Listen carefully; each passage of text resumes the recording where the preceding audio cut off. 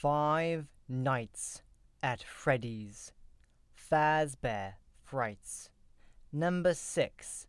Story 3. Hide and Seek. Toby! Toby! Toby!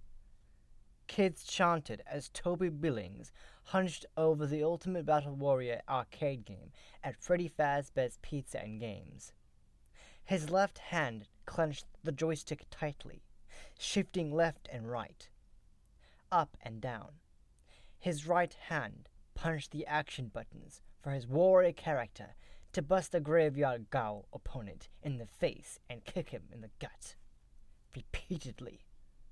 Black blood and green sweat splattered from the ghoul. It was freaking awesome. Sweat dampened Toby's upper lip. He shifted the peppermint-flavored toothpick inside his mouth from one cheek to the other. His arm muscles clenched tightly. He was about to achieve his highest game score for Ultimate Battle Warrior. All he wanted was to be the new high scorer.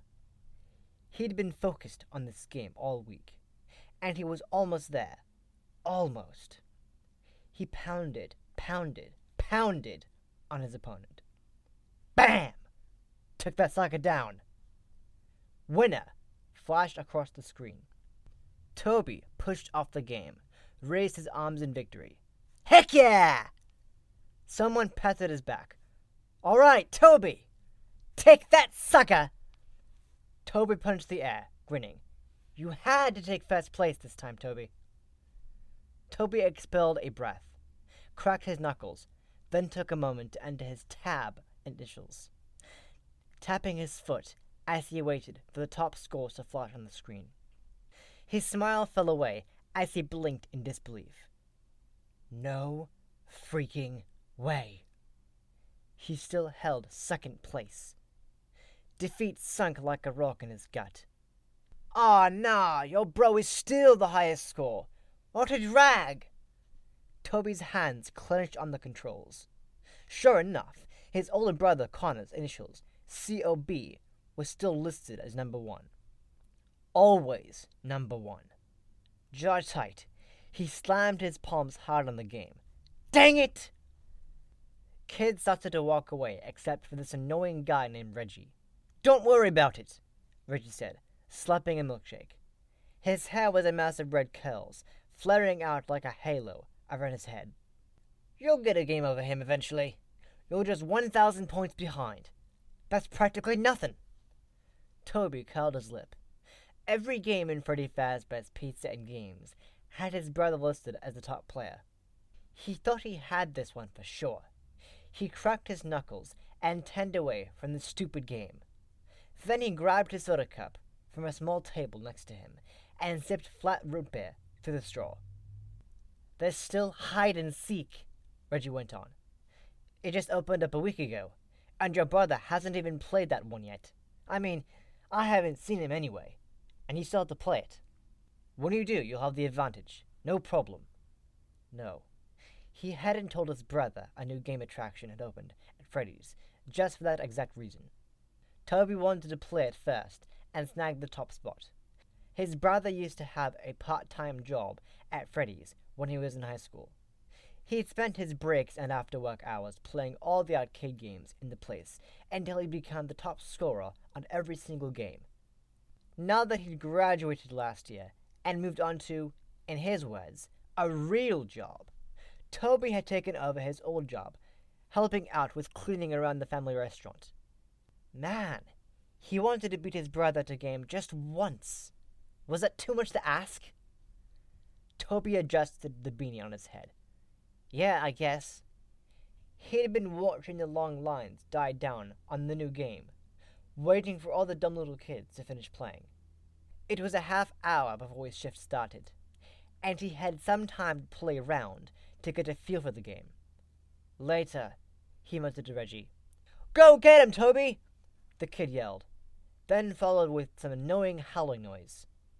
That dude was such a weirdo.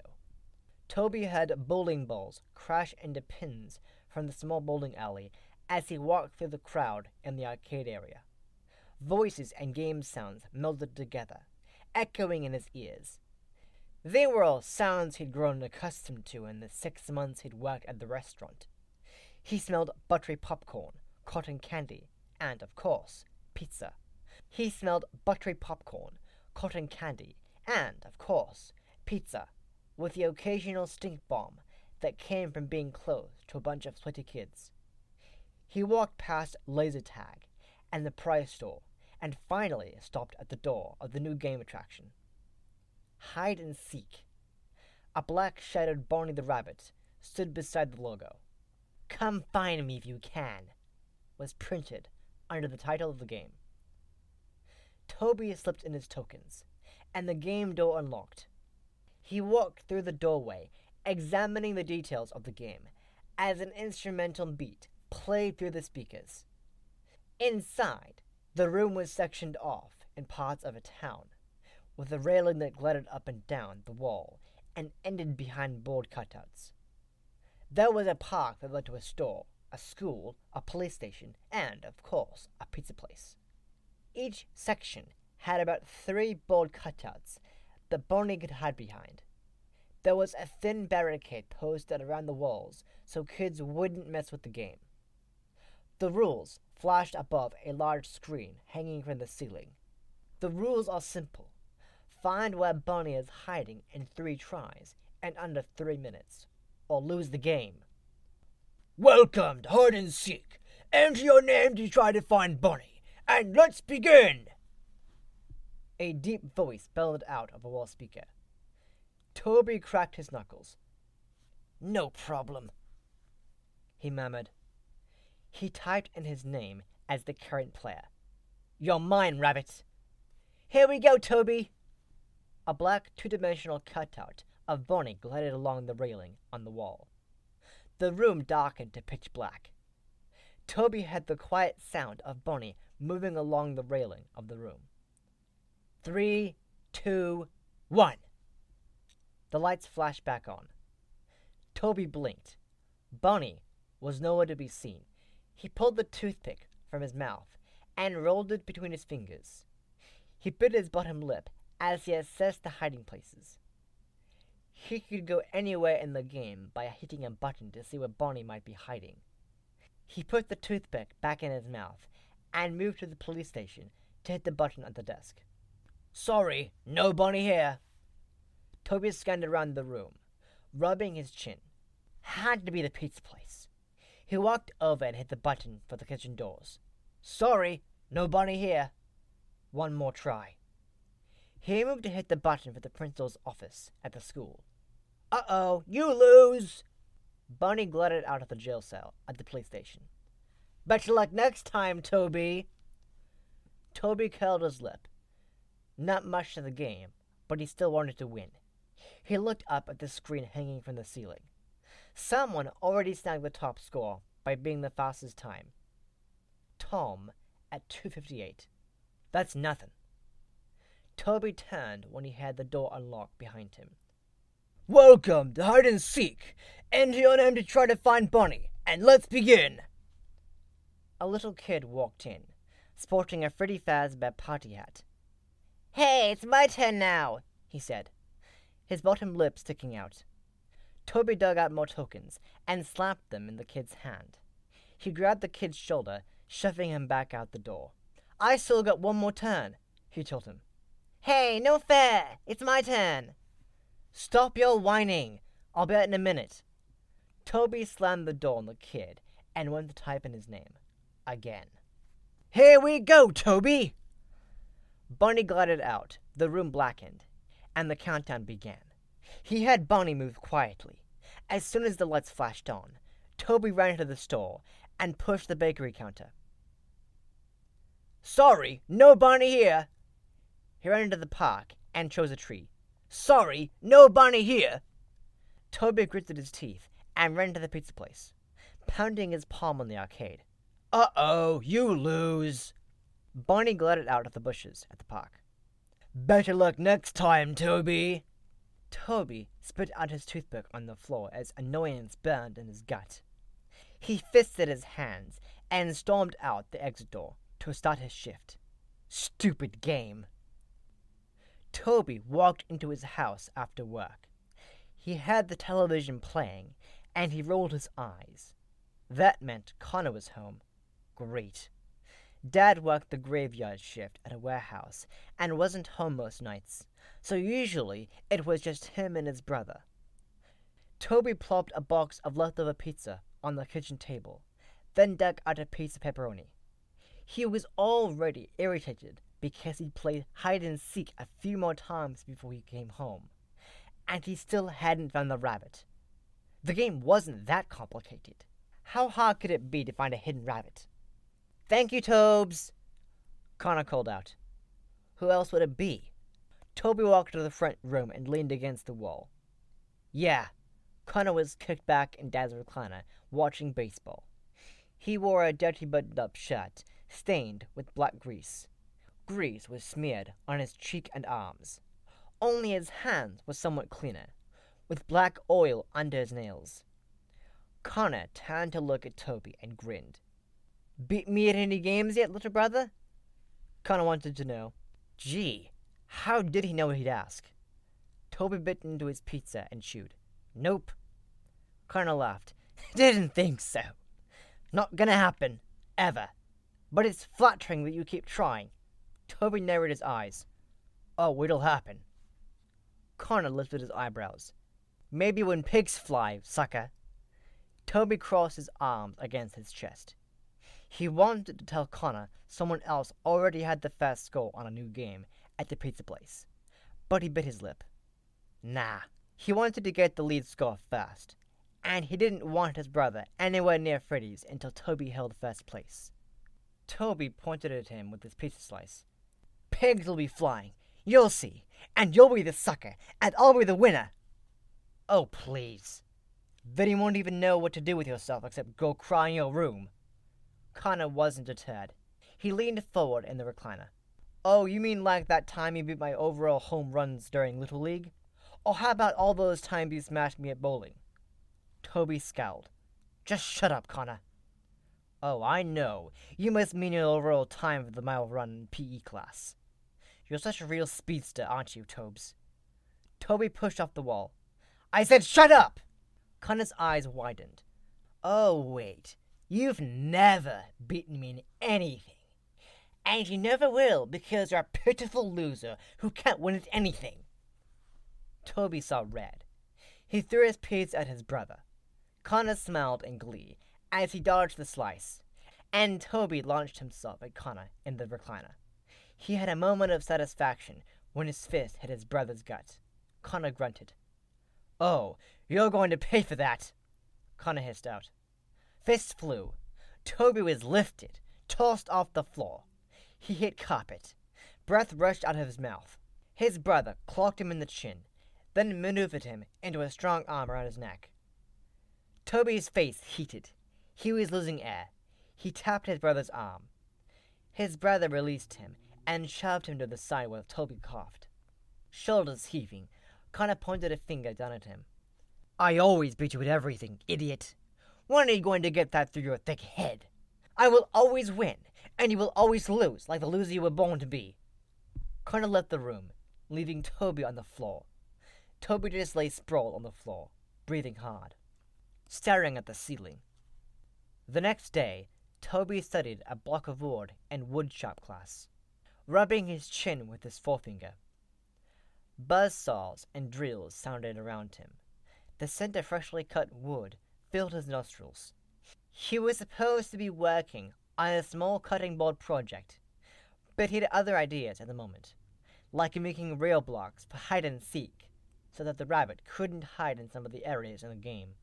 Yeah, it was cheating. He just didn't care. For once, he wanted to shove a winning score right in his brother's face. He felt tension grip his body inch by inch, just thinking about Connor. How he always had to be number one at everything he did. How he always had to rub it in Toby's face. Well, he wasn't going to be a loser this time if it was the last thing he did.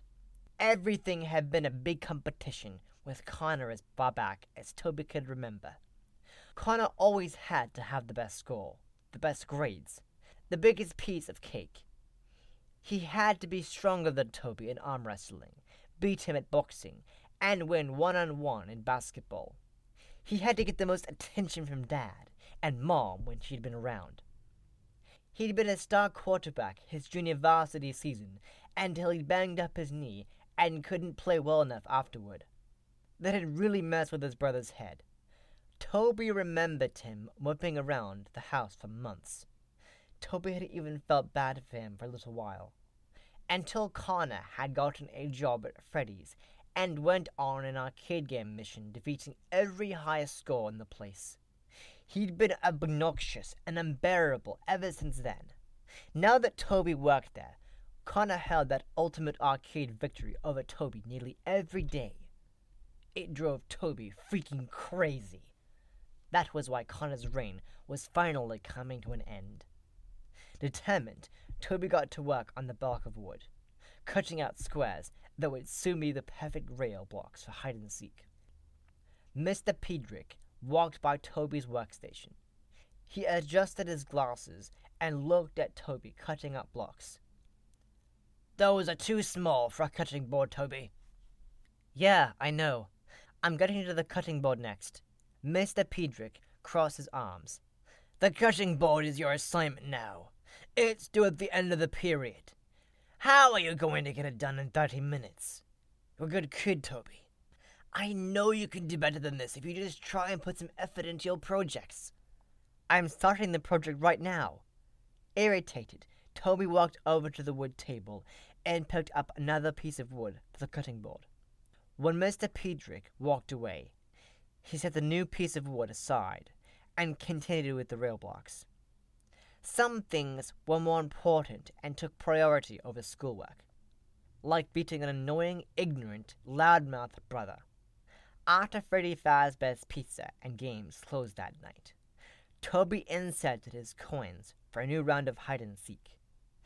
There were only a couple of employees left cleaning up in the kitchen, and he'd snuck inside the game room near the end of the shift.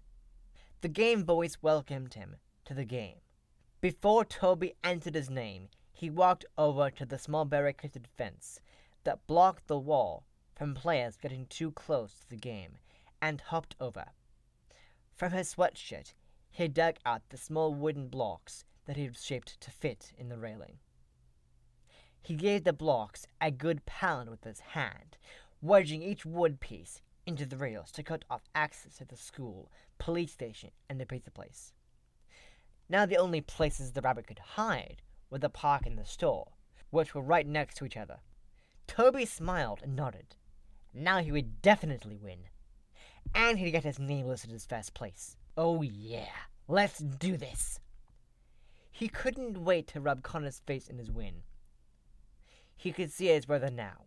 His face would get all red, just like it did whenever something didn't go his way, and he'd storm off and hit a wall in the house like a big baby. Dad would yell at him to go cool off, and then Dad would look at Toby and roll his eyes. Toby snickered. It would be priceless. Toby hopped back over the small fence and ran to enter his name into the game. "Here we go, Toby!" "Yeah, here we go, Rabbit." Bonnie glided out. The room blackened. 3. Toby tapped his foot as he waited for the lights to turn on. 2, 1. As soon as the room brightened, he sprinted to the park and slapped on the slide. "Sorry, nobody here." He hit the tree. "Sorry, nobody here." Rattled, he hit the deli at the store. "Uh-oh, you lose." Toby's jaw dropped in disbelief. His peppermint-flavored toothpick fell to the floor. "No freaking way!" Bonnie glided from behind the cashier register at the store. "Better luck next time, Toby." Toby's hands fisted as he growled loudly in frustration. "You think you're funny, don't you, Rabbit? You think I'm a loser? Well, I'm not, you idiot. You're the loser. You'll see." He paced back and forth and tore the beanie from his head. His entire body vibrated with tension. I am not going to lose another game to you. He rubbed his hands over his head. Think. Think! He wanted to win. He needed to win. Suddenly, he whirled as a quick solution crossed his mind. Yes! He rushed out of the game room. A minute later, he inserted his tokens and came back in, carrying 2 metal chairs. He already had the store, the school, and pizza place covered. He wedged the back of the chairs into the railing to the park and the store. The bottom of the chairs leaned forward on the small fence. Welcome to hide and seek. Enter your name to try to find Bonnie, and let's begin! Yeah, he muttered. Toby stood back, hands on his hips, looking at his handiwork. Everywhere was blocked. There was no way the rabbit could even hide at all. Ha! Got you now, sucker! Who is the winner now? He rubbed his damp palms together as he rushed to input his name. He felt a stream of sweat on his forehead and wiped it with the back of his hand. He felt jittery, off, like he couldn't keep still. He rolled his neck in a circular motion and cracked his knuckles. Here we go, Toby! The voice sang out. Bunny glided out. The room blackened. 3. Toby's stomach took a sudden dive, and his head went light. He almost felt like puking. 2. For one moment, a rush of quiet seemed to fill the room, as if all the air was sucked out of the area, and his ears were about to pop. He felt a strange tickle at his back and shifted a shoulder to make it go away. Then, all at once, sound rushed back into his ears. 1! The lights flashed on. Toby blinked. He felt disoriented. He rubbed his eyes and scanned the walls before him. Wait! Bonnie was gone. Toby's head swiveled left and right, even to the ceiling. There was no way the rabbit should be able to hide anywhere. What the heck? Where'd he go? He rushed to the small fence barricade and hopped over to the billboard cutouts, trying to peer inside the slight gap between the cutouts and the wall. The slots were empty. No, this wasn't right. His stomach was turning, and his chest felt tight. He continued to run to each cutout, peering behind the wooden displays. There was nowhere the rabbit could have gone. This didn't make any sense. Toby's heart beat like a drum. A bead of sweat dripped down the side of his head. No! This wasn't fair! The stupid rabbit couldn't win! Heat flashed across his face. A burst of helpless energy flared throughout his body. His breaths increased. He wasn't a loser. He wasn't a freaking loser. He ran into the chair he'd propped against the railing, picked it up, and heaved it across the room. It smashed against a wall, denting a hole into the game's pizza place. He pulled at one part of the small fence and tore it down. He stomped through the broken barrier and stalked over to the other chair and threw it against another wall. He pulled down another section of the fencing, reached for the tree cutout at the park, and gritted his teeth. He pulled at it with all his strength. It ripped off the wall as he crashed to the floor. Only a few pegs stuck out in its place. He threw the tree, got back to his feet, and ran to the police station, tearing at the desk cutout. I always beat you at everything, idiot. When are you going to get that through your thick head? I will always win, and you will always lose like the loser you were born to be. He tugged and tore at anything he could get his hands on. He wasn't sure how long he went at it. Tearing down, destroying. All he knew was that he had to be rid of this helpless feeling within him. This feeling of being weak and powerless. This pain that always seemed to be inside of him. He hated it. He needed it out. Gone. Finally, his body grew tired as he tripped on a piece of cutout and fell on his ass. His chest was heaving up and down. Sweat covered his face. His hands were red and throbbing. He looked around at what he'd done, and satisfaction filled him. Yeah, take that, he thought. He'd pretty much destroyed hide-and-seek. As he stared at the destruction, reality crashed down on him. He swallowed past the dryness in his throat. He scrubbed at his face with his hands, then continued to stare at the mess he'd created. He'd ruined a game that wasn't his.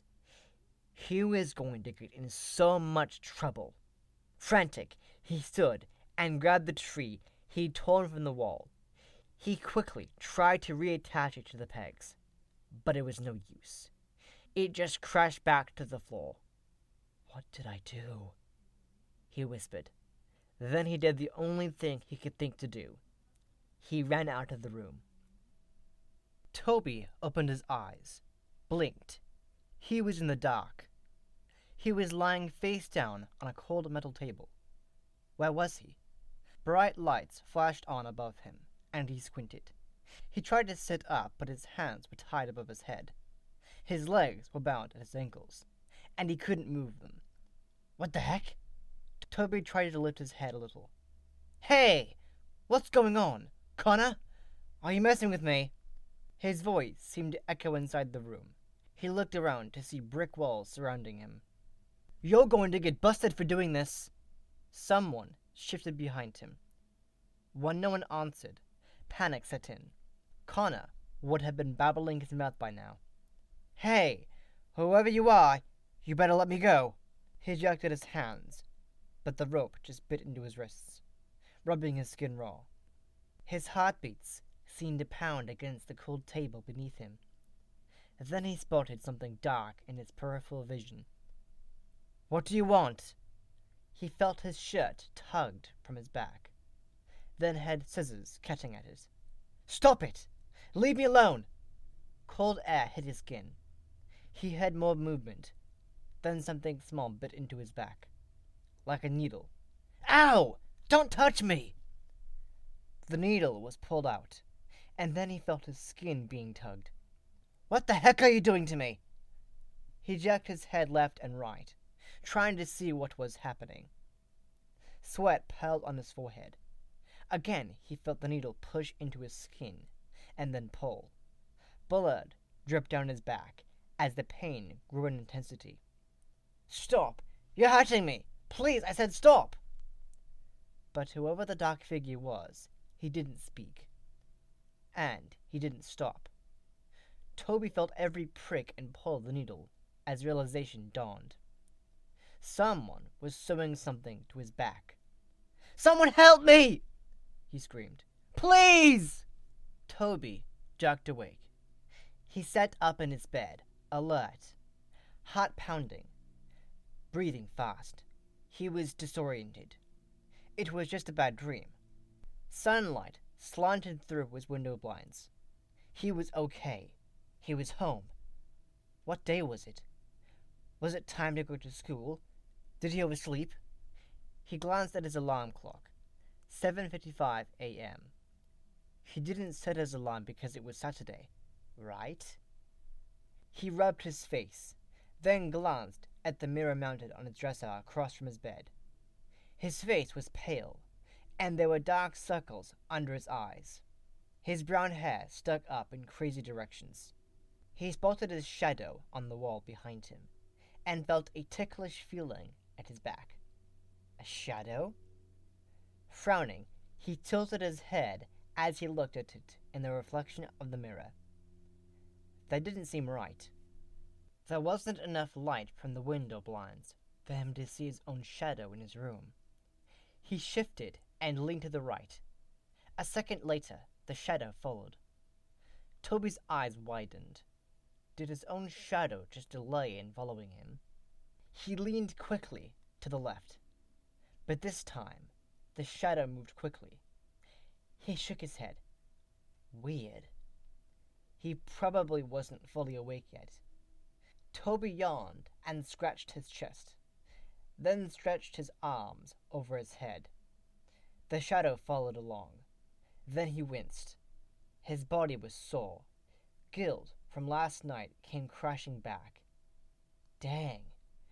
Why did he have to mess up the game like that? What was Dan, his boss, going to say? Was he going to get caught? When he put his arms down, the shadow's arms were still up. Toby sucked in a breath and jumped from his bed. Looking at the wall behind his bed, he saw nothing. No shadow. He whipped his head toward the mirror and saw the shadow behind him. A chill radiated down his spine. He stepped closer to the large mirror on his dresser, watching as the shadow followed closely behind. The closer he got, the dark shadow followed. He peered into the mirror, and his mouth went dry. The shadow had rabbit ears. Toby spun around, as if he could somehow catch the shadow, but every time he turned, there was nothing behind him. It was as if it would suddenly duck and hide somewhere in his room. Toby went to his bed and peered underneath.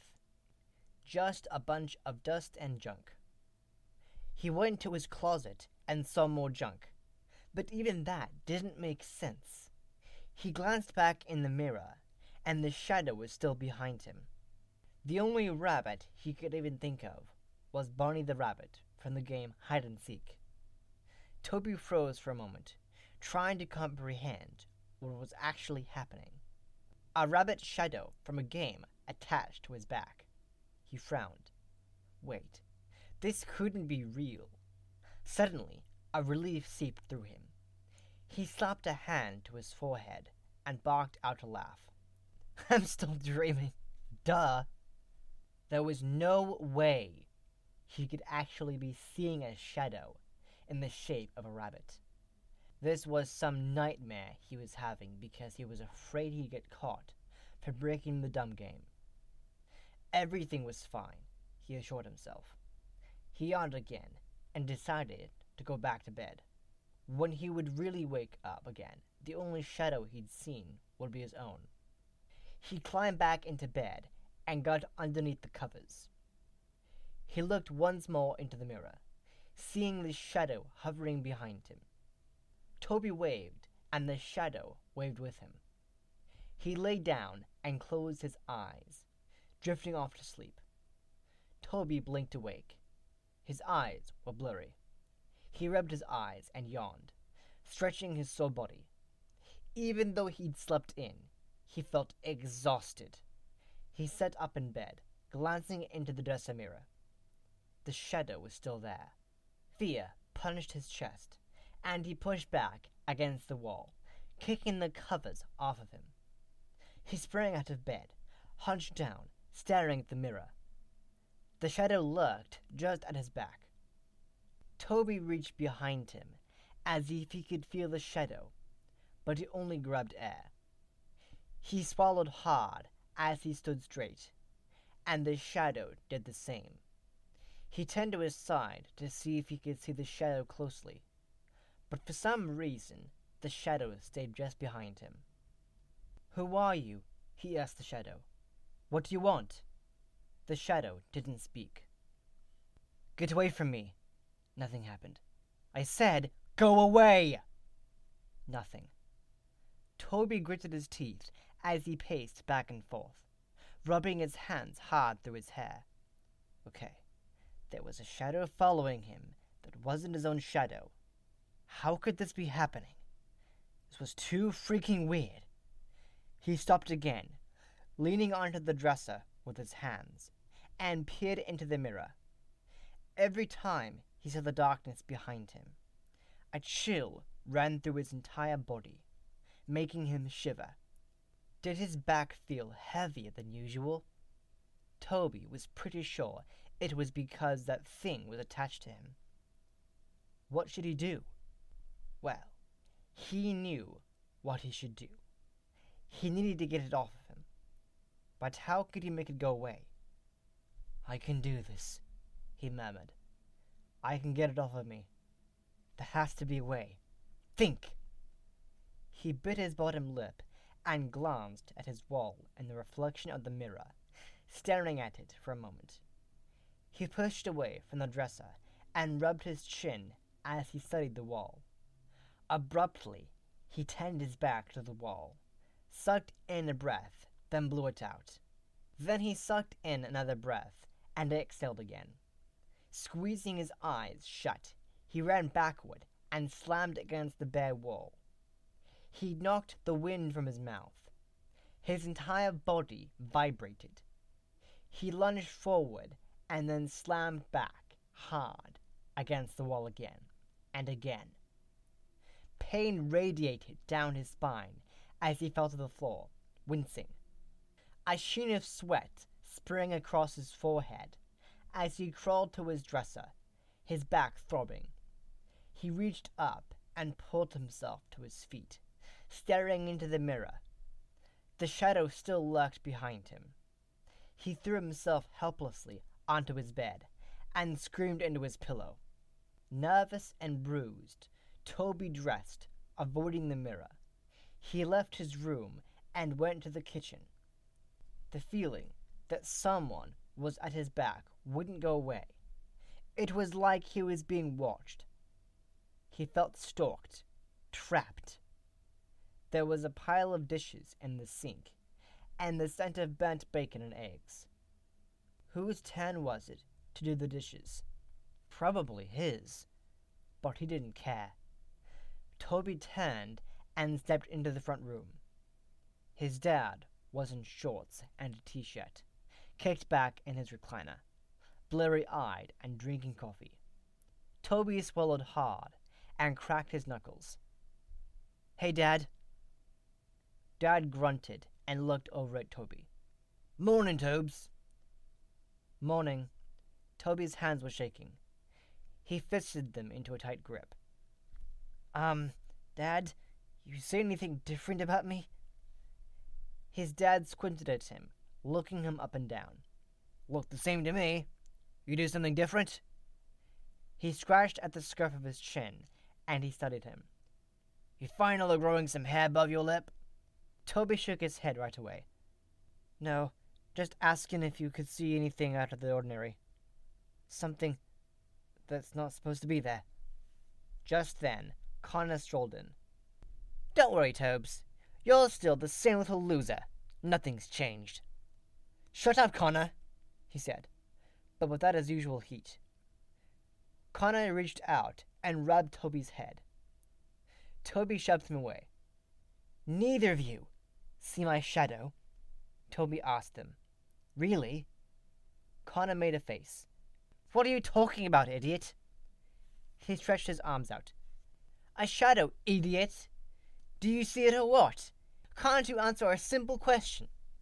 Connor looked around Toby, shaking his head as he walked to the kitchen. "You got problems, Tobes." Toby rounded on his dad, who just ignored him and continued to watch sports. How could they not see that there was a weird darkness following him around? Was he still dreaming? No. He was definitely wide awake. His back was still hurting from slamming against the wall. Was he the only one who could see it? Did that make him crazy? Had Connor finally driven him nuts? He went to his dad, leaned toward him. "Dad, feel my head." Dad smelled of coffee and cigarettes. His eyes were a little bloodshot. Dad sighed. "Tobes, what's the matter with you?" He put his hands on his forehead. "No, you're good, son. So don't get any ideas about skipping school, all right? Then I start getting a bunch of calls and texts from the school while I'm trying to sleep before my shift." Toby straightened. "I'm not." The phone rang.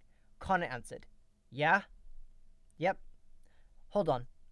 "Hey, idiot! It's for you. Work." Toby's gut flipped. Oh, no, no, no. He walked over to Connor as he snickered at him. Toby snatched the phone away from him. "Yeah? Hello? Toby, it's Dan. Can you come to work? I need to talk to you about something. Very important." Toby scratched his neck. Yeah, sure. All right, see you soon." "Okay." Toby hung up. Connor widened his eyes. Ooh, Toby's in trouble. What do you do now? Toby schooled his expression to innocence, which was kind of hard. Nothing. Connor shook his head. Dan never calls employees unless they mess up royally. What'd you do? Figured to look up something? Or you broke something and didn't... Toby narrowed his eyes at his brother. Did he know something? I didn't mess up. He's probably calling me in to tell me what a fantastic job I've been doing. So much better than you ever did. Yeah, right. I do everything better than you. Even that stupid job. Holy cow! Dad yelled from the front room. Bases loaded, baby! Boys, get in here. This game is getting good. Connor lost interest in Toby and strode into the front room, joining Dad. What I tell ya? They got this game easy. I always pick the winning team, right, Dad? Dad laughed. You do, son, you do. Toby rolled his eyes and walked back to his room. He realized he wasn't hungry at all. He really couldn't argue with his brother about him doing a better job at Freddy's at the moment. He'd messed up royally by breaking hide and seek. He didn't know what was going to happen when he talked to Dan. He looked into the mirror, and the shadow lurked behind him like a dark ghost that wouldn't leave him alone. He shuddered.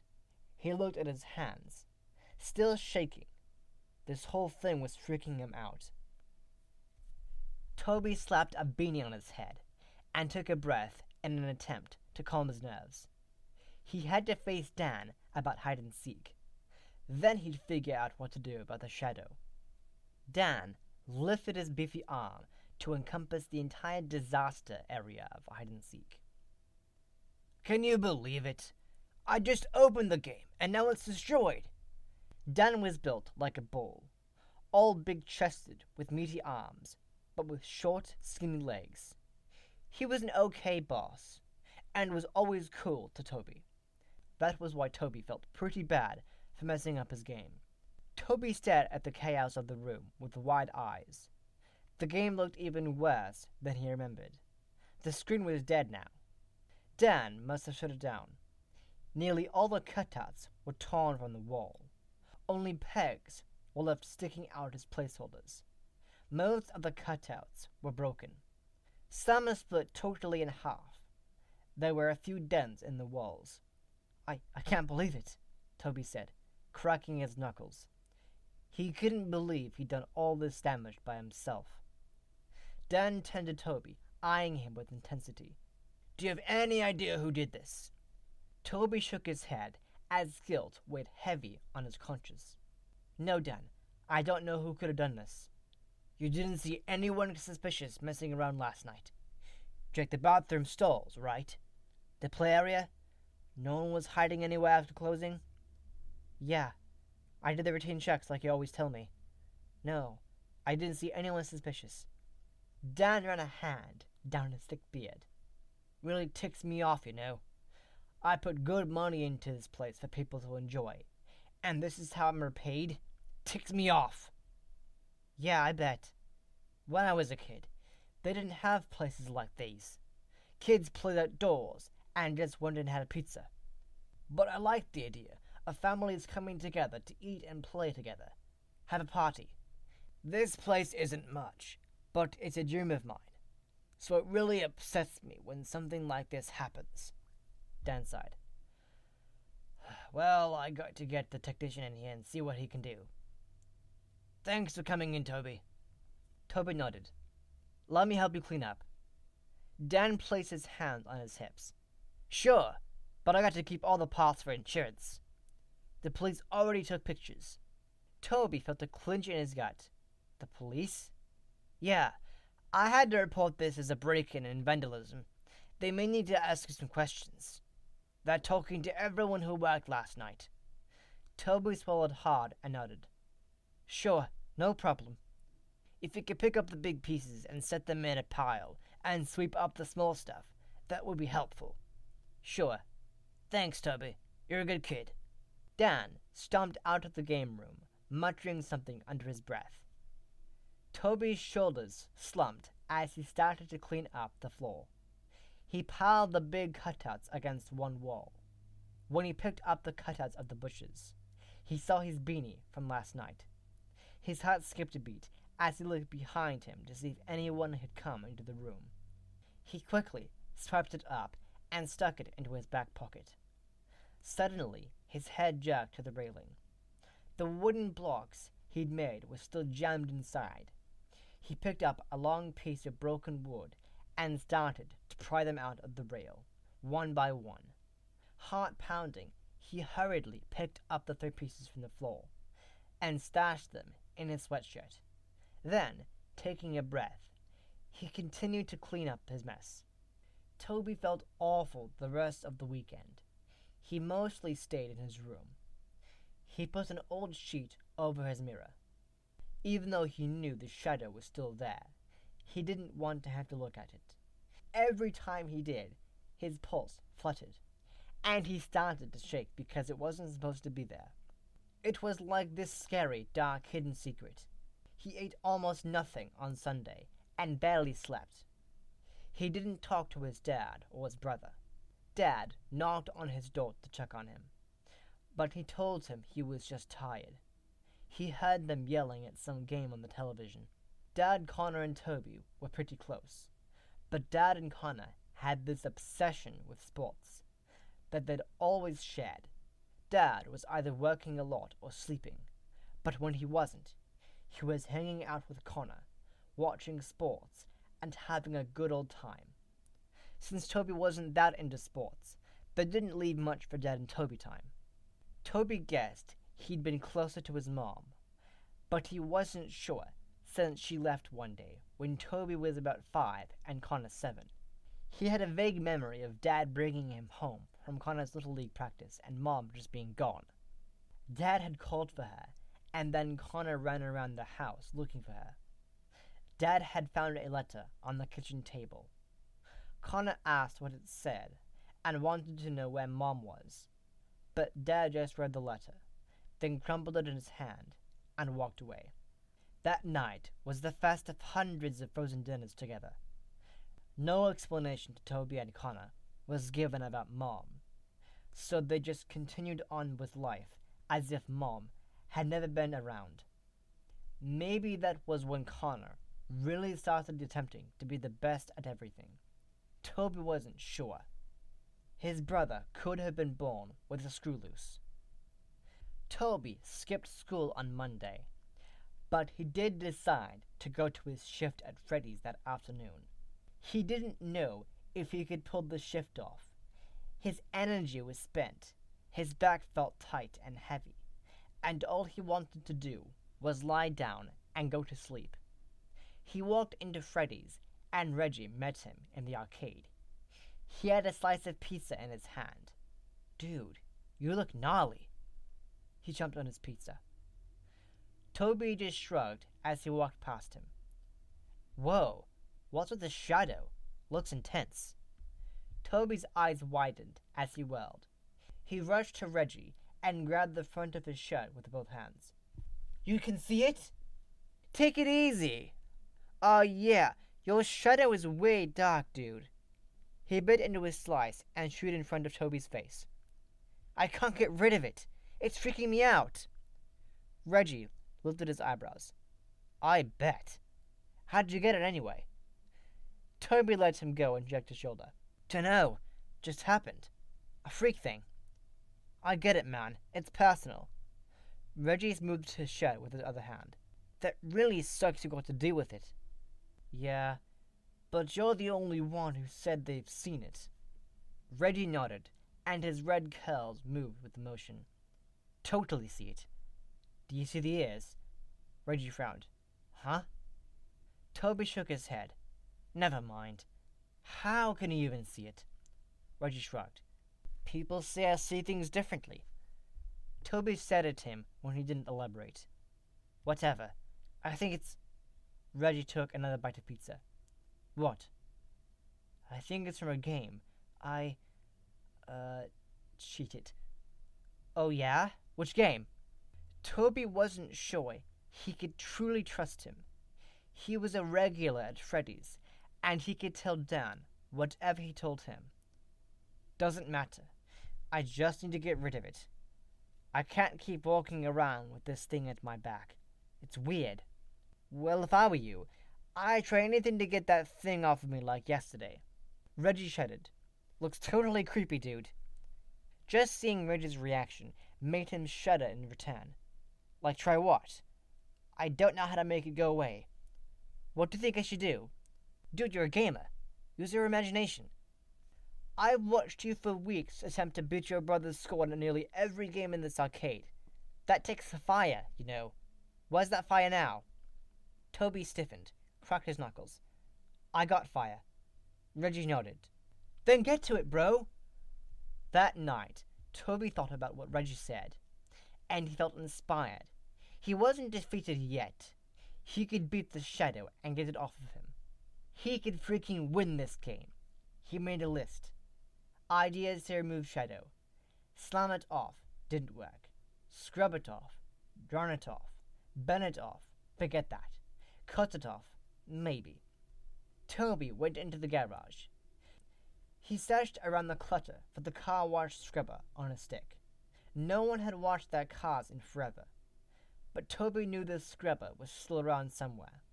It had thick bristles that just might scrub the shadow right off his back. It could totally work. Maybe. He was pretty much willing to try anything to get this thing off of him. He kicked at boxes, making a path around the garage, shoved the lawnmower, and kicked a deflated football. Holy heck! He jumped when a little mouse skittered across the floor. He needed to remember to tell his dad to buy some mouse traps. He finally found the scrubber stuck in a corner with an old wash bucket. He grabbed the scrubber and tried to reach it over his back, but the stick was too long. He looked around and found a rusted saw in his dad's old toolbox. He leaned the stick on the washer with his left hand and started sawing away at the stick with his right. The blade was dull and it took a few minutes, but a part of the stick finally broke off, dropping to the floor. Toby lifted the scrubber in his hand and felt the bristles with his fingers. Yeah, nice and thick. You'll do. He tipped the brush onto his back and gave a rub. It would definitely work. Determined, he took off his shirt and lit it on the dryer. Then he took a breath, grabbed the stick with both hands, and started scrubbing his back. Hard. Ow, ow, ow, he scrubbed, wincing. The bristles bit into his skin, scraping, scratching. See how you like that, he muttered. He scrubbed and he scrubbed at his back, feeling the skin peel away to rawness. Jeez, this hurts. He scrubbed till he felt like his back was burning, and he couldn't take it anymore. Trembling, he dropped the scrubber and fell to his knees, sucking air through his teeth. His vision dimmed, and he blinked. Please let this work. Please, he whispered. Exhausted and in pain, he grabbed his shirt and carefully slid it over his head. Then he got to his feet and stumbled back into the house and to his room. Toby leaned against his dresser and slowly pulled off the sheet covering the mirror. He looked awful. His eyes were wild. His brown hair was stuck on his forehead with sweat. His face was pale, and his skin looked dry. He lifted his gaze to look behind him. The shadow loomed at his back, and it seemed to be bigger, even darker. It moved as Toby's shoulders heaved. No, he said. It hadn't worked. He may not have gotten the shadow off his back, but he apparently ticked it off. He could feel its anger, its darkness, more intensely. Feeling the emotion was like being squeezed into too small a box, and the sides were closing in, suffocating him. Toby pounded a list on his dresser. I hate you, he said. I hate you! Then he felt himself falling, and everything went black. Toby jerked awake and hit his knee on something hard. Ow! Saliva drooled from his mouth, and he wiped it away with the back of his hand. He had knocking. He lifted his head and looked around. Clothes were littered around him. He was on the floor of his bedroom, at the foot of his bed. He'd hit his head on his dresser. He'd slept on the floor all night. More knocking on his door. "Toby, get up! Dad said you have to go to school today." Connor bellowed through the door. "All right, I'm up," he yelled, and settled his head back on the carpet. He had his brother walk away. Toby slowly sat up, wincing. His head felt like it wanted to fall off. His back burned as if on fire. He pushed himself to his feet, and the room spun. Oh, dang! He grabbed onto the dresser to keep from falling again, and waited for the room to stop spinning. Even though he wasn't hungry, he had to eat something to keep up his energy. He didn't care to look in the mirror. He knew the shadow was still there. He could feel its weight, could sense the darkness looming over him like a threat. Toby managed to shower first without falling over, but the spray hurt too badly, so he didn't let the water run down his back. He brushed his teeth, ignoring the shadow as it followed along in the bathroom mirror. He dressed and walked into the kitchen. His brother sat at the table, eating cereal, waffles, and 2 bananas. Connor stopped mid-chew when he spotted Toby. "You're really sick?" Toby didn't care to answer. "You look bad. What's the matter with you?" Toby just shook his head as he got out cereal and milk, then a bowl and spoon. "Why aren't you talking, Tobes?" He shrugged. "Maybe you should stay home another day." Toby looked at his brother in surprise. "Where were all the stupid remarks? All the put-downs?" "I'm going." When Toby finally answered, Connor seemed satisfied. "All right, but if you got the flu, keep a distance." He wolfed down his cereal, waffles, and both bananas. He threw his dishes in the sink, gave a gnarly burp, and said, "Later." Then he walked out of the kitchen. A moment later, the front door slammed shut. Toby ate a few spoonfuls of cereal, but after a few minutes, he felt it coming right back up. He ran to the garbage and puked. His body shuddered with spasms. He managed to straighten, with his hand to his stomach. If he didn't know better, the shadows seemed to be sucking the life out of him. The idea of something overpowering him annoyed the heck out of him. He clenched his fists. "You are not going to win." Toby felt like a zombie at school. He walked the hall slow and tired. Kids stared at him as he passed, then looked away. Toby stared back, not caring about anything. Teachers didn't care what he did anyway. He'd never been a star student. In fact, he just went through the motions of school. Dad never cared about his grades. He just wanted him to pass and graduate, so that's what Toby set out to do. He went to school, did the homework he could, skipped the assignments that didn't make any sense, and he got passing grades. Sometimes barely passing, but credits were credits. When Toby came in as a freshman and teachers discovered he was kind of bullying his little brother, they'd smiled big and asked him questions. Connor was so confident, so conversational, great at sports. He did his best at schoolwork and extracurriculars. A real go-getter. Little brother Toby had to be the same. It ran in the family, right? Wrong. They found out quickly Toby wasn't very outgoing. He never really made friends or joined any clubs. He didn't care to try his best like Connor had. Toby did what he had to do to walk the line up to his senior year. Soon the teachers had stopped being friendly and started getting annoyed. He'd get looks of disapproval, and most of all, he got the looks of disinterest and dismissal. Like he didn't matter to them. Well, newsflash, the feeling was mutual. Toby detoured to the restroom before he ambled to his locker. There was a kid with headphones on, messing with his hair in the mirror. He was bopping up and down. Toby used the restroom, and when he turned around to wash his hands, the kid froze, staring into the mirror. His mouth hung open in shock. The kid pointed to Toby, or more likely to the shadow behind him. Dang it! He must be able to see the shadow in the mirror, too. Toby cracked his knuckles. Hey, look. The kid spun around to look at Toby, frowned, then looked back in the mirror. Before Toby could say more, the kid bolted out of the bathroom as if he was running from a fire, or more like a monster from a horror movie. Okay, later, Toby muttered as he washed his hands. Toby had gym class for first period, which he realized was perfect for the next step in his plan. Today his class was scheduled to play basketball.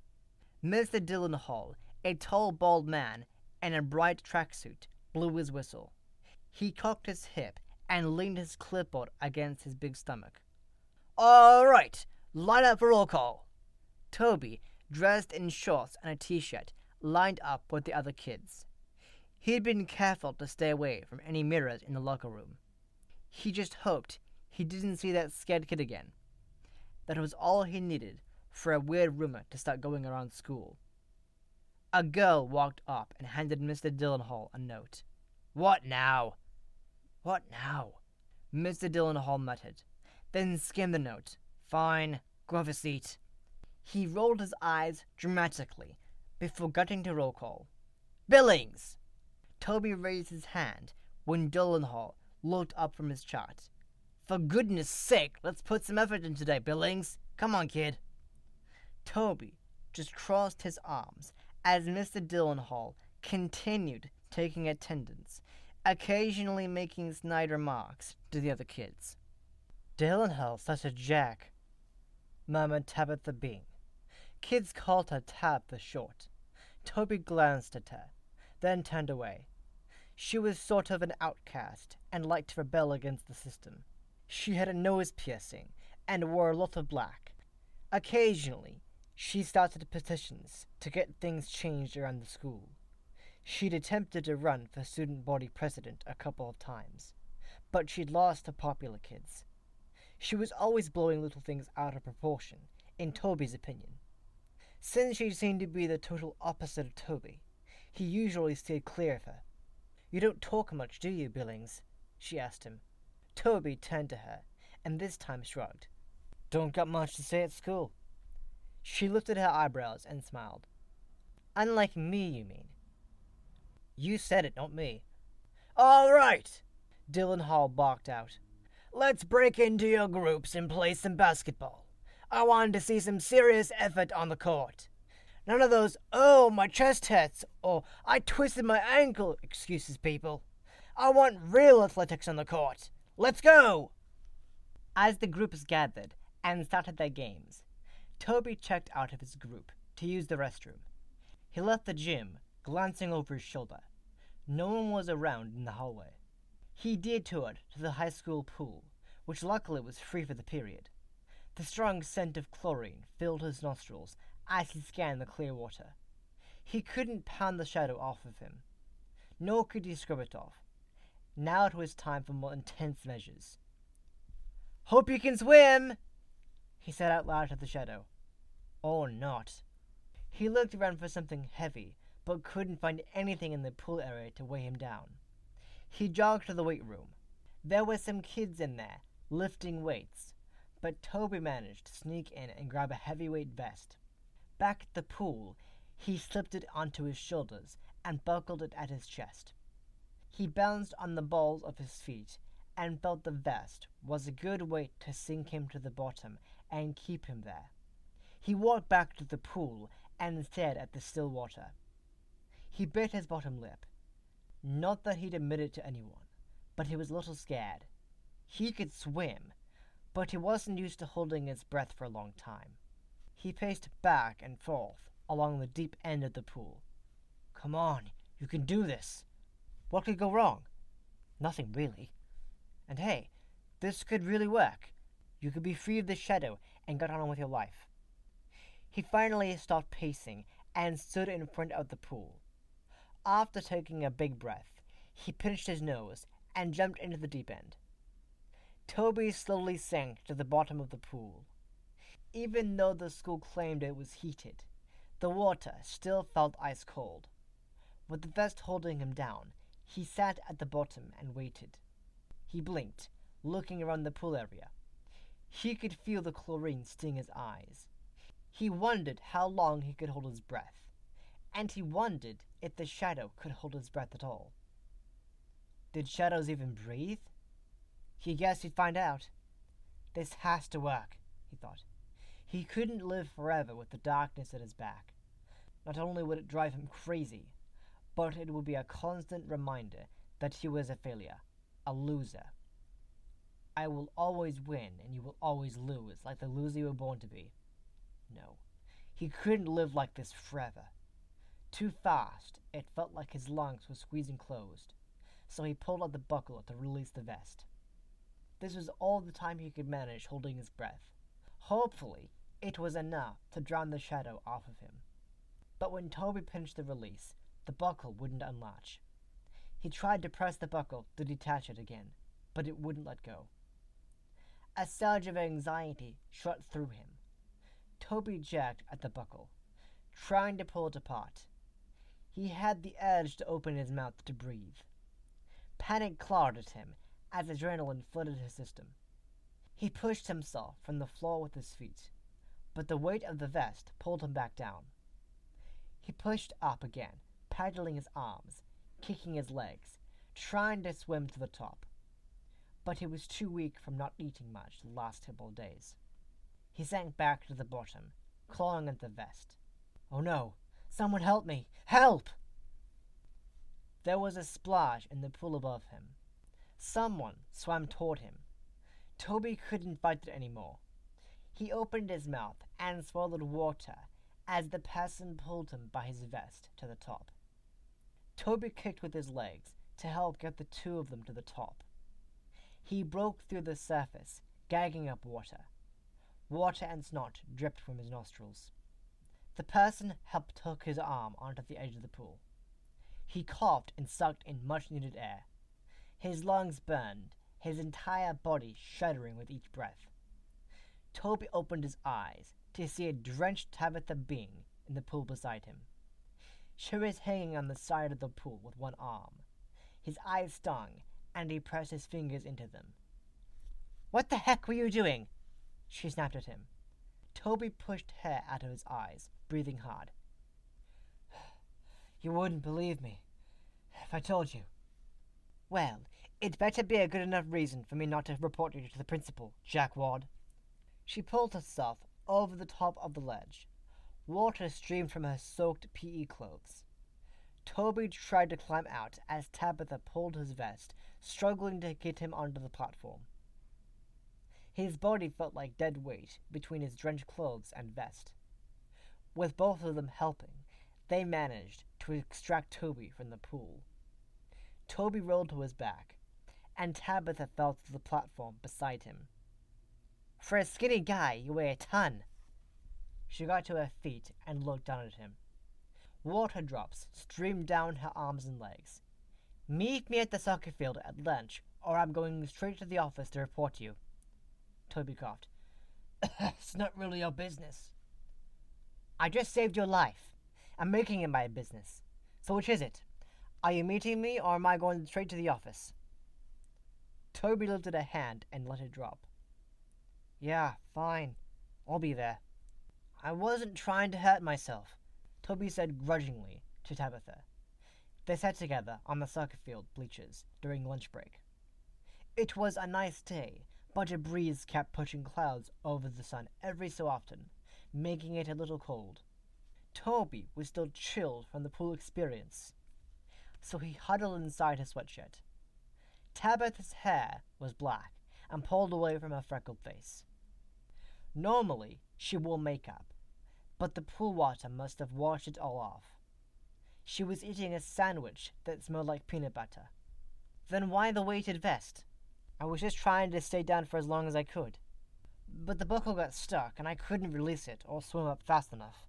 Toby cracked his knuckles. "So, thanks for helping me out." "Oh, you mean the saving your life thing?"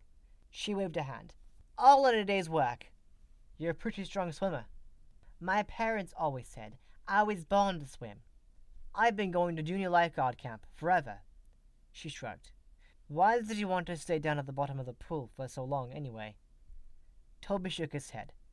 How could he tell her he was trying to drown a shadow attached to his back, and that it hadn't worked? When he went in the locker room to change, he saw in the mirror that it was still there behind him, more intense and scarier than before. Here, have some of my lunch. You look like you need it, she said, handing him half of a sandwich. He put a hand to his gut. Nah, my stomach is upset. It's just some bread and peanut butter. Try it. Toby accepted the half sandwich and took a small bite. It was gooey in his mouth, but he was able to get it down. It seemed he could keep it down as well, he realized with relief.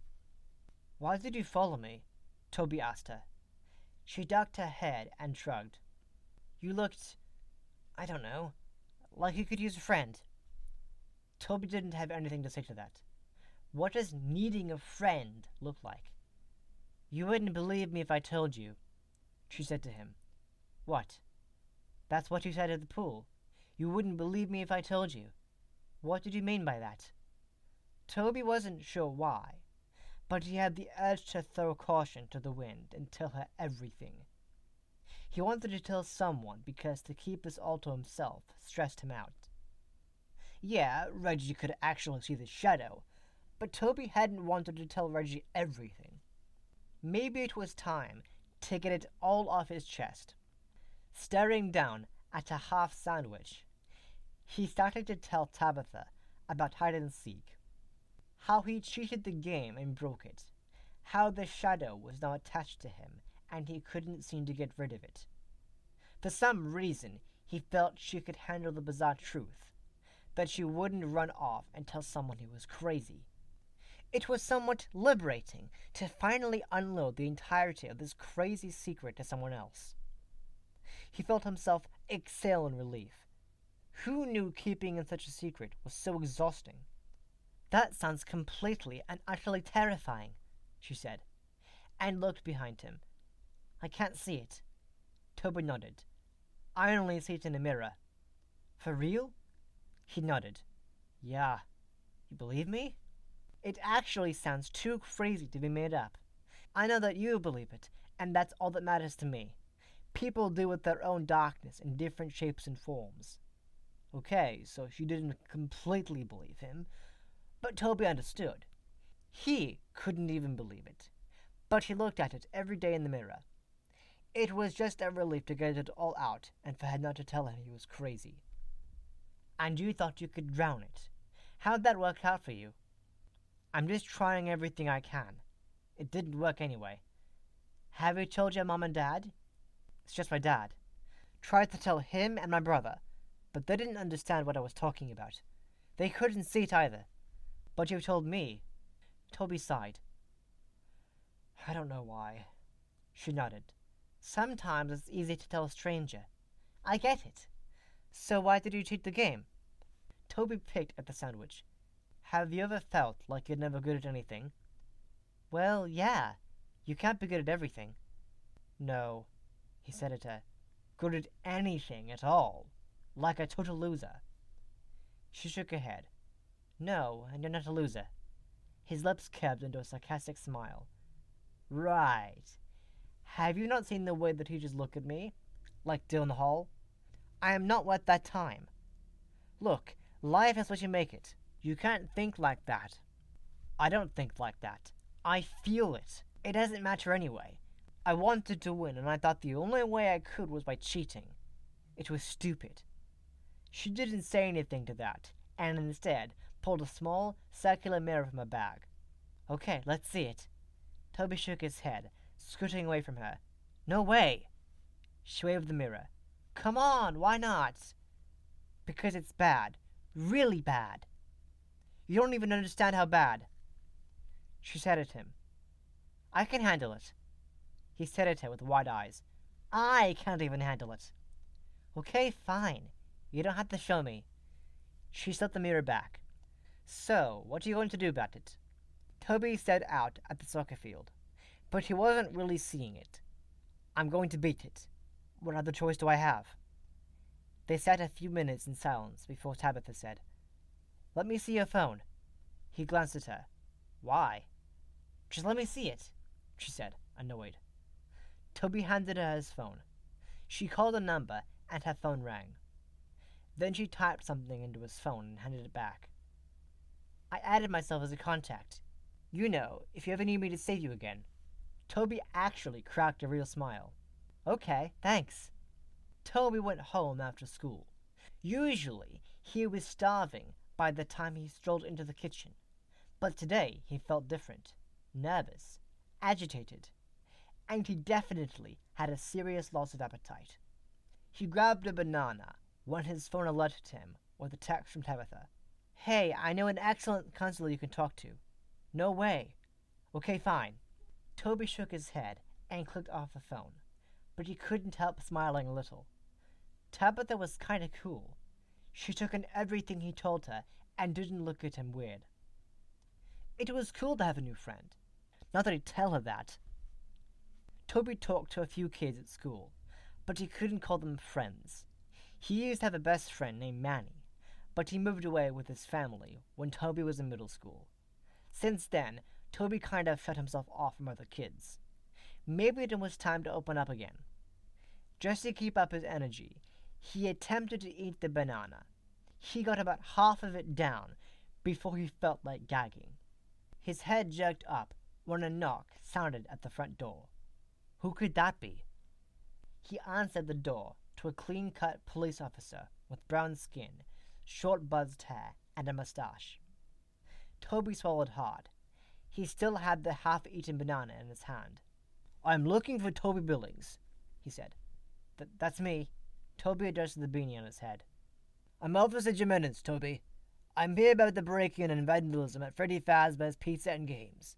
Dan Harbour stated that you work there, and that you were on shift that evening. He gave me your address. Uh-huh. Officer Jimenez had a small notebook and pen in his hand. Can you walk me through your shift that evening? Toby looked at his banana. Well, I vacuumed the carpet in the main party room and arcade. Swept up in the bathrooms, wiped down tables, put up chairs, picked up trash from the floor. My regular stuff. What time did you end your shift? Mr. Harbour said you must have forgotten to write on your timesheet what time you left. Toby scratched his neck with his free hand. Yeah, I was off at 11 o'clock p.m. I must have forgotten to sign out. Yeah, because I'd run out. Officer Jimenez wrote something down in the notebook. What time did you last see the game before it was vandalized? Well, after closing. Wait, should I have said that? So around 10 o'clock p.m. He nodded. Yep, I think so. There were no signs of a break-in, Toby. Did you notice anyone hanging around who wasn't supposed to be there after closing? He blew out a breath, shook his head slowly. Nope. No one. Same thing I told Dan. I checked the stalls and the play area, where kids tend to hide. Officer Jimenez looked directly into Toby's eyes. Toby, I want you to be completely honest with me. Yeah, okay. Did you vandalize the game hide-and-seek? What? I have to ask. You were the last one to see the game. You were working in the restaurant near the time of the crime. Everyone else was in the kitchen. You didn't sign out at the end of your shift. Maybe you were in a hurry because you'd vandalized the game. Maybe you were upset with your boss or someone. I've seen it happen before. And you didn't want to get in trouble, so you ran. Is that how it happened? Toby stepped back. No, it wasn't me. Yes, it was. Okay, he said sternly. That's all for now. Let Mr. Harbour know if you remember anything else, or if you want to tell him anything else. Yeah, okay. Officer Jimenez gave him a nod of his head. Have a good day. Toby nodded in return. He closed the door, still tense. He wondered if the officer believed him. It didn't sound like it. It sounded like he thought Toby did it. He wondered if he was going to get caught. Toby scrubbed a hand down his face. He had too many things to focus on. He was trying his best to figure out how to be free of the shadow. He also had to worry if he was going to get caught for breaking hide and seek. One thing at a time, please. He walked into the kitchen and threw the half-eaten banana in the garbage, then detoured into the front room. Beside his dad's recliner was a small tray table with a lighter and an ashtray. He grabbed the lighter and flicked it, but it didn't light. He shook the lighter and flicked it again. This time, the flame lit. He bit his bottom lip, staring at the small flame. Maybe. He released the igniter, then shook his head, muttering, "No freaking way." He tossed the lighter back on the tray. Was that a cop at the door? Toby jumped and whirled toward his dad. "Dad, you scared me! I didn't know you were home. Where's your car?" "Getting a tune-up. I took the day off. By the cop. What did he want with you?" Toby cracked his knuckles. There was a break-in at Freddy's. Just a routine, questioning the employees who were there that night. "Are you sure that's all it was?" Toby blinked. "Yeah, why wouldn't I be? You're not in any kind of trouble with breaking the law." "No, Dad, but he was in trouble." Dad nodded, sat in his recliner, and turned on the television. Toby walked away, then turned around to stare at his dad. He wanted to tell him the truth. He wanted to tell him that he cheated the game and destroyed it in anger, that the game had somehow attached to him and followed him home.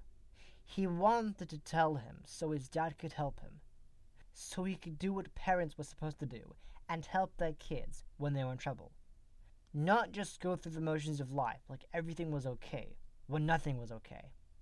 Not to pretend as if he never had a wife and Toby and Connor never had a mom.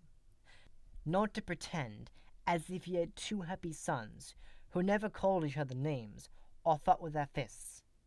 As if life was all about working for a paycheck and watching sports. "Dad?" "Yeah, Tobes?" Dad said, not taking his eyes off the television. "Why did Mom leave us?" Dad didn't move his head from the screen. He didn't even flinch from the unexpected question. Toby wondered. When was the last time he ever saw his dad express any emotion, other than excitement or disgust from watching sports? His dad was pretty much the Miller type.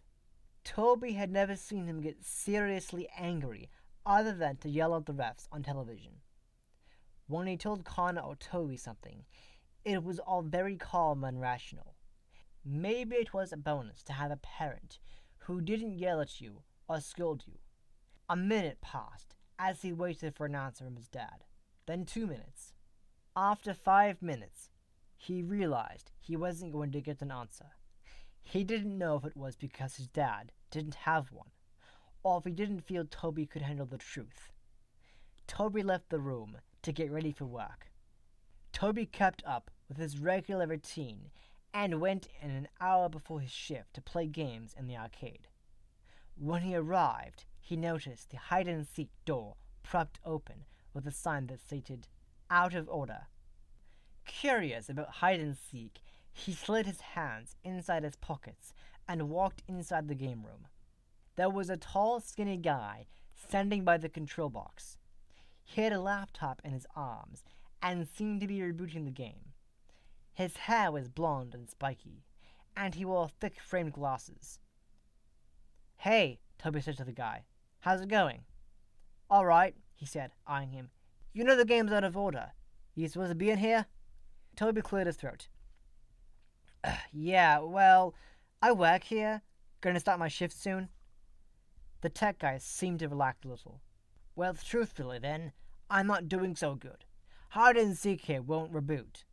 It says it's rebooting, but once it starts again, it goes back to the previous game every time. Must be some kind of wiring issue." "It's stuck?" "Yeah, stuck in game mode with the last player. Some kid named Toby." All the blood seemed to rush out of Toby's head. He felt faint. "Really? Can you just shut it down and restart it?" "Normally, yeah, but something's off. I'm telling you. It won't stop the game. Never seen anything like it. Must be defunct. Dan ain't going to like to hear that. Not after he found out whoever tore up the game also took the rabbit. What? Barney the rabbit, the character. The black cutout rabbit for the game is gone. Whoever messed up the game took the rabbit right off the wall like some kind of souvenir. I can't believe it. Probably stuck it in that room or threw DOS at it or something. Kids these days. No offense. Yeah, none taken. Tech guy shut his laptop. Well, going to give Dan more bad news. I advised him to put in a camera from the beginning, but he was already dishing out a buttload for this game. Anyway, I'd stay clear of him today if I were you, kid. Maybe he shouldn't have ever installed this game. Yeah. Anyway, Dan's a good guy. He just wanted the best for the business. Give the family some entertainment, a place to have fun. But this is how he's repaid? Sucks, you know. When the tech guy left, Toby quickly strode through the kitchen, smelling pepperoni and melted cheese. He walked to the single-employee bathroom and closed and locked the door behind him. He leaned his hands on either side of the pedestal sink, staring into the small mirror on the wall. He stared into the darkness at his back, with all the anger and frustration he had inside of him. He hadn't taken the rabbit cutout from the game. No, it had decided, all on its own, to leave with Toby. And as Toby stared hard at the shadow, 2 eyes opened and blinked at him. Toby lurched back and yelped. His heart pounded like a drum. He grabbed at the door, trying to open it, but because he was staring at the horror in the mirror, he forgot he'd locked it. He took his eyes off the shadow for a second, unlocked the handle, and whipped open the door. He rushed out and ran into Dan. Toby stopped short, breathing hard. Dan. Dan gave him a weird look. You right, kid? Toby cracked his knuckles, trying not to shake in front of his boss. Yeah, why? You look nervous about something. Toby adjusted his beanie. No, I'm fine, really. His face heated because he was so far from fine. Dan eyed him some more. Okay, kid. Whatever you say. Then he walked into his office. Toby sagged against the bathroom door. His phone signaled with a new text. It was Tabitha again. What about an herbalist? They can give you stuff to calm your nerves. No way. Well, it was just an idea. I'm here at Freddy's. Come meet me in the arcade. Surprised, Toby clicked off his phone as he hurried to the arcade to find Tabitha, who was peering over a kid's shoulder as he played a game. Reggie was right beside her, eating pink cotton candy on a stick. Toby stopped at her side, rubbing his damp palms on the shirt. What are you doing here? He was already nervous, and it made him even more nervous to have her at the scene of the crime that he had confessed to her. When he told her his secrets, she'd been someone separate from his everyday life. She didn't know much about him or Freddy's, but now that his separate worlds were colliding, it felt weird and uncomfortable. Tabitha smiled as she looked around the arcade. This is a cool place. I've never actually been here. My parents aren't into places like these. It's a family pizza restaurant. She shrugged. They're vegans. She looked back to Toby, her smile dropping away. Hey, are you okay? Yeah, fine. Who's your friend, Toby? Reggie butted in. Hey, I'm Reggie. Tabitha glanced at Reggie. Tabitha. Reggie looked at Toby and lifted his eyebrows a couple of times in an annoying way. You come here often? He asked her. No, first time. Toby frowned at Reggie. He knew Tabitha wasn't a regular. What was up with him? He took Tabitha by the elbow and guided her away. Over her shoulder, he watched Reggie keep pointing to Toby, then to his own back. Then he made a big gesture, like he was huge, then a scary face. Then he mouthed very slowly, Shadow. Bigger. Toby rolled his eyes, then asked Tabitha, What are you doing here? I want to see the game. Toby shook his head. No way. Can't. It's out of order. No one is supposed to be in there. Can I at least see the outside of it? Please, I'm curious. Toby sighed. He didn't think it was such a good idea, but he felt if he didn't let her see it, she'd just keep on about it until she got her way. Fine, but then you better go. Okay. And look, I trusted you with this. Don't make me regret it. You won't, I promise. She crossed her heart with her finger. Toby led her out of the arcade and to the door of hide-and-seek. He crossed his arms, and she studied the shadowed rabbit and the logo. Seems so innocent, but then, it's something dark and scary to a friend. She looked at Toby. How do you feel?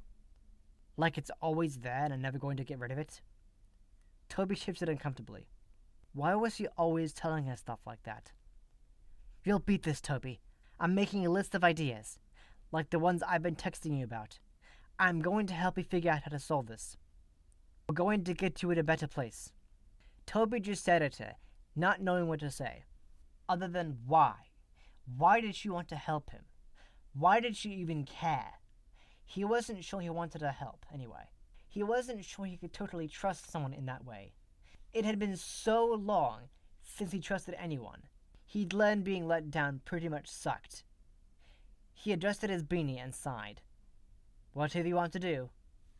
Toby was running from someone, or something. He was in a park at night. The pale light of the full moon washed across the scene. Stars twinkled above. Trees and bushes loomed across the area surrounding a small playground. His heartbeats were running a mile a minute. His breaths were coming out of his mouth at a pace he was certain he couldn't maintain. He hid behind a tree, trying to catch his breath. Something dark and fast torpedoed past him. So fast, Toby's hair moved as if brushed by the wind. Holy cow, Toby whispered. It was the shadow, but somehow it moved faster than his eyes could follow. How was he going to escape something so quick? He launched himself off the tree, running by a grocery store and a school. The streets were empty of cars and people. He spotted a police station up ahead. Had to get there and get help. He shoved through the doors. Someone please help me! There's someone after me! Please! But when he looked around, there were no officers. Hello? Where is everyone? Come on, I need help here! But the place was deserted, as if everyone had just walked away at the same time. Toby jerked his head toward the doorway. He felt the darkness coming. He wasn't sure how, but he knew it was getting closer. He whipped his head to the left and to the right, his nerves scrambling throughout his body. He spotted an empty desk and dove behind it, squatting underneath it, pulling his knees to his chin. He heard the doors to the police station burst open. Toby started at the sound and squeezed his eyes shut. Please don't find me. Please don't find me. The shadow raced past the desk. Toby heard the clank of the jail cell doors. Finding it empty, the darkness roared at him with the timbre of 1,000 angry beasts. Monstrous, terrifying. Toby bit his bottom lip in order not to scream himself. His entire body started to shake. The shadow rushed by the desk again, and Toby sat for a moment, waiting to get some distance between him and the shadow. He licked his dry lips. I think it's gone. He slowly crawled out from his hiding place, but when he stood, he froze in horror. The shadow reared itself before him, its darkness crackling with energy. The shadow's narrowed eyes peered down at Toby. Toby stepped back, and the shadow moved closer. Stay away from me! Toby shouted, but the shadow continued to lurch closer. The nearer it got, the bigger it became, until it loomed over Toby like a mountain of unforgiving darkness. The shadow's power had created a vortex of energy that blew through the room. Toby's head flew back, and his clothes flattened against his body. Toby threw his hands over his head as the darkness crashed down, swallowing and surrounding him. Anger, despair, fear seemed to fill him up. He swung out with his fists in terror and rage. trying to fight it.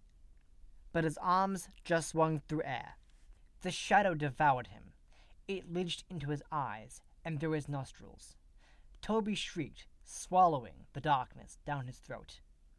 Toby woke up screaming, "No!"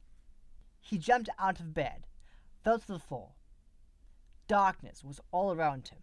He launched himself backward, his entire body shaking. He hit a cold wall, and he realized he was home in his room. It wasn't real, just a nightmare. But it had seemed so real. It was one of the worst nightmares of his life. His eyes stung, and he started to cry, his shoulders shaking. Because if he'd learned one thing from the nightmare, it was that the shadow was so much stronger than him, and that it wanted to win at all costs. He wiped at his leaky nose and howled in frustration. He hated this. He hated the shadow. He wanted it gone. He reached for his back, clawed at it. "Get off of me!" He scratched. He scraped. "Leave me alone!" He tore off his shirt and dug into his skin as if he could tear the shadow away. He clawed and slashed with his own hands, digging into his skin. "I want you gone!" He felt the burn of the scratches, the drips of blood. "Just leave me alone!" He screamed, and cried some more, curling into a ball on the floor. But he knew the shadow was still there, that it wouldn't leave. He could sense it, as if it were part of him now. "Dude, Tobes, what is up with you lately?" Connor asked when Toby walked into the kitchen. Connor stood at the kitchen counter, eating 2 breakfast sandwiches. He looked at Toby with wide eyes, as if seeing him in a way he'd never seen him before. "Are you still sick? Maybe we should get Dad to take you to the doctor or something." "Just leave me alone, Connor." There was no way Connor could handle what was really wrong with him. "Tobes, I'm serious. You need help. I can tell something's wrong with you. You walk around like a freaking zombie. You're barely eating, and you're not your whiny self. It's weird, and you're already weird, so that makes you weirder than usual." "Shut up!" Toby made a face and shook his head. "Don't act like you care." Connor beat his chest with a sandwich. "What? What do you mean? I care." "Whatever. You only care about yourself and how you think you're the best at everything." "That's not true. And just because I'm good at stuff, a lot of stuff, you don't have to get all bent about it." Toby gave a small laugh. "Every day of your life you tell me how you're the best and I'm nothing. That I'm a loser." Connor didn't have much to say to that, so he just said, "Okay, well, I'm pretty close to being the best." Toby's eyes widened. "No, you're not, Connor. You're not the best, and I'm not the best. You only think you are because, for some reason, you and Dad think you're so great. So pathetic is more like it." Connor rolled his eyes. "This is about Dad, isn't it? You're jealous." Toby jogged back. "What?" "You're jealous because Dad and I spend a lot of time watching sports. Dad always invites you to watch with us. You know that. Why don't you hang out with us instead of barricading yourself in your room?" Toby swallowed hard. "You don't even know what you're talking about, so stop." "Whatever, Tobes. You know it's true. But I'm not going to argue with you when you're practically ready to keel over at any minute. Do you even know how stupid you always sound about being the best at everything? There has to be someone out there better than you. You know that, right?" Connor shrugged his shoulder.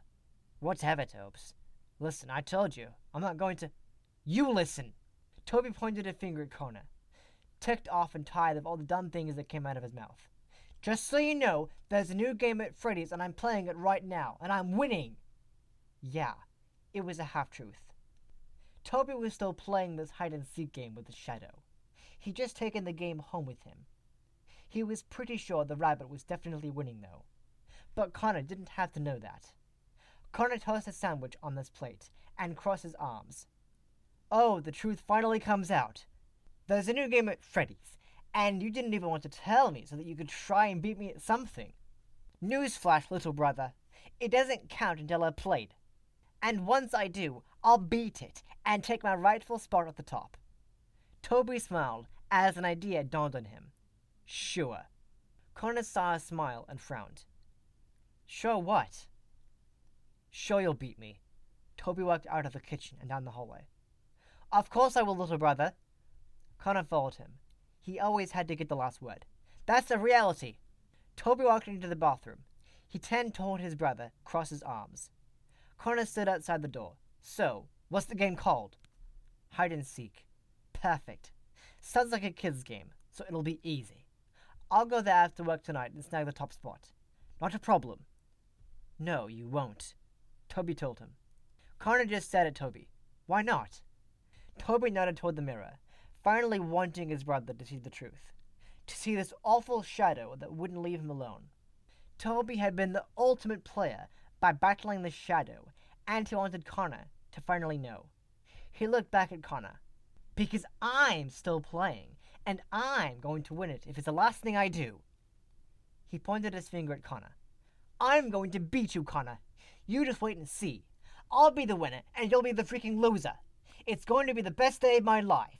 Do you hear me? Best day of my life. Connor didn't look at the mirror. He just stared at Toby with wide eyes. I see. Then he simply shook his head and raised his hands, as if surrendering. You know what, Tobes? Fine. Go ahead. Beat me. I want you to. Toby's mouth dropped open. What? I give up being the best. It's getting old, fighting with you all the time. I mean, dude, have you looked at yourself lately? Really looked at yourself in the mirror? You look sick and exhausted, and you're still fighting with me. Like it's all that matters in the world instead of your health. This whole competition thing has gotten way out of hand, and it's time to stop. So, if it takes you winning and me losing, then I'm done. Toby didn't know what to say. Anyway, I got to get to work. If you need to stay home, do it. I'll tell Daddy we're really sick. Just get some rest, little brother. Connor turned away. Toby watched Connor walk down the hallway and disappear, then had the front door shut. Connor didn't care to be the best anymore.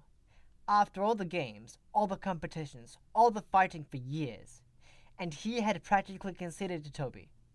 In a daze, Toby turned toward the bathroom mirror.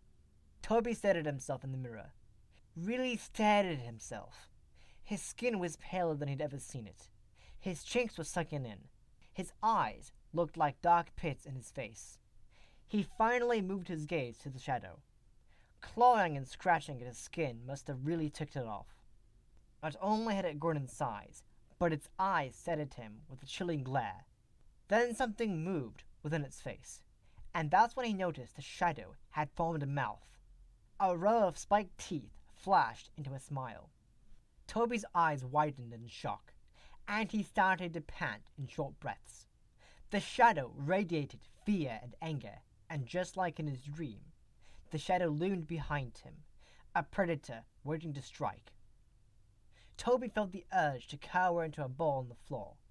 The shadow was too powerful, too strong, and Toby knew he was too tired and too weak to fight it anymore. Why are you doing this to me? He yelled at the mirror. I just want this done! Over! Exhausted, Toby leaned his elbows on the bathroom counter, placing his face in his hands. Silent tears streamed down his cheeks. He finally accepted that he was never going to get rid of the shadow. It was going to stay attached to him forever. He tried everything he could think of to get it off. Nothing seemed to hurt the darkness. The more he tried, the bigger, stronger, and more horrifying it became, and the worse it made him feel. Maybe the shadow had attached to him so easily because he'd been in a bad place emotionally. He'd been wrapped up in some crazy competition with his brother all these years. Nothing Connor or anyone did had made him a loser. It had been his own sense of competition and messed up beliefs. True, jealousy of Connor and Dad's relationship had made him think of himself as an outcast, like he didn't belong even in his own home. But if he was being honest, he was the one who had slowly separated himself further and further from his dad and brother because he wanted to win. All these years, he wanted to be a winner, just like Connor. But none of that seemed to matter compared to the torture he'd endured with the shadow for the past few days. He raised his gaze to the shadows and took a cue from his brother. Okay, he said. You win. You beat me. I give up. Whatever. I don't care anymore. At that moment, Toby blinked as he felt the heaviness of his back lighten. Surprised, he slowly stood up straight in front of the mirror. The shadow was still there, but it had gone back to the size of when he had first seen it in his bedroom. The eyes and mouth had disappeared into the darkness. All he felt was a little tickle in the middle of his back once again. With that realization, it was like something clicked inside of him. A veil had lifted, and he saw everything with sudden clarity. Just like Toby, the shadow had only wanted to win. Toby walked out of the bathroom to change, and his cell phone rang. He looked at the screen and read Tabitha's name before answering. Hello? Hey, how are you? Do you need any more saving yet? She asked. Nope. Meet me before school behind the bleachers. I have some more ideas to run by you about the shadow. No, I'm not going to school today. Why? What's happened? Toby rubbed his face. Look, I'm ready to end this once and for all. It's time. What do you mean, Toby? Just don't worry about it. I know what I have to do now. What? What do you have to do? Does it involve Reiki healing? 'Cause that's at the top of my list. What? Toby shook his head. No! Gotta go, Tab. If I forget to tell you, you're a good friend. I'll see you tomorrow. Wait! Toby clicked off the call, then turned off his phone. It was time to go back to Freddy Fazbear's Pizza and Games. It was time to finish hide and seek. Toby walked into Freddy Fazbear's Pizza and Games with a cool determination. A deadly calm had come over him. He finally knew what he had to do to finish this. It had come to him suddenly. How he cheated hide and seek, and then the shadow rabbit had followed him home. How the technician said the game was still in play. It wouldn't reboot because Toby had to finish the game. The darkness had wanted him to concede because Toby had cheated. It was all clear to him now. He'd been so fixated on the fact that the shadow was on him that he hadn't focused on the endgame. This wasn't like Ultimate Battle Warrior, where you beat each other senseless. This was a strategy game. The toughest one he had ever played in his life. He walked into the restaurant, and there were only a few little kids playing in the play area at an arcade since it was a school day. He walked through the arcade, and of course, Reggie was there. Toby realized Reggie was always there, and he wondered if the kid even had a home. This time, Reggie just stared behind Toby, as if he couldn't take his eyes off the shadow. Guess so you never got rid of the shadow, Reggie said. At least it's small again. Dude, last time I saw you it was massive. I have to complete the hide-and-seek game. Reggie blinked. I thought it was broken. It's in play, and I'm going to finish it. That's the game that started all this. But how are you going to do that when it's all busted up? I'll figure it out. Reggie nodded and held out his fist. Respect, dude. The fire is back within you. Do what you gotta do. Toby tapped his fist to Reggie's and walked past him. Hey, Reggie said, and Toby turned back around. Can I have that girl Tabitha's digits? Toby just shook his head and made his way to the game, stopping at the door of hide-and-seek. The out-of-order sign was still taped to the door. It was locked, so Toby put in coins to open it and entered the room. There were fresh white patches on the wall, where Toby had busted open a few holes. All the broken pieces were gone off the floor. The small barricade was completely torn down. There were no new cutouts on the wall. The pegs were still bare. Taking a breath, Toby went to the control box and turned on the power. Instrumental music blared through the speakers. After it completely booted up, Toby saw his name still in play. Toby dug out a peppermint toothpick from his pocket and slipped it into his mouth. He adjusted the beanie on his head. A voice bellowed from the speakers. Are you ready to continue, or do you forfeit the game? Toby's finger hovered over the forfeit button. Once he pushed the button, he knew everything would go back to normal. The shadow would be gone, and the rabbit would return to hide and seek.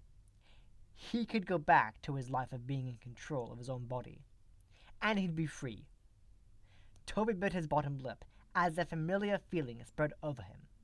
You see, he couldn't really get over the fact that the shadow had attached to him, that the shadow had played the ultimate cheat on Toby by making him pet himself, by making him believe he was going crazy, just so it could win the freaking game. The shadow had wanted to win, and Toby had let it. Toby shut his eyes, trembling with anger. "You thought you could beat me?" he said. "You thought you could turn my own cheating back on me? Well, I got a surprise for you. I'm not a loser. You're the loser." He opened his eyes, punched down on the continue button with heated determination, then turned his back to the park wall. He felt the shadow's anger slam over him.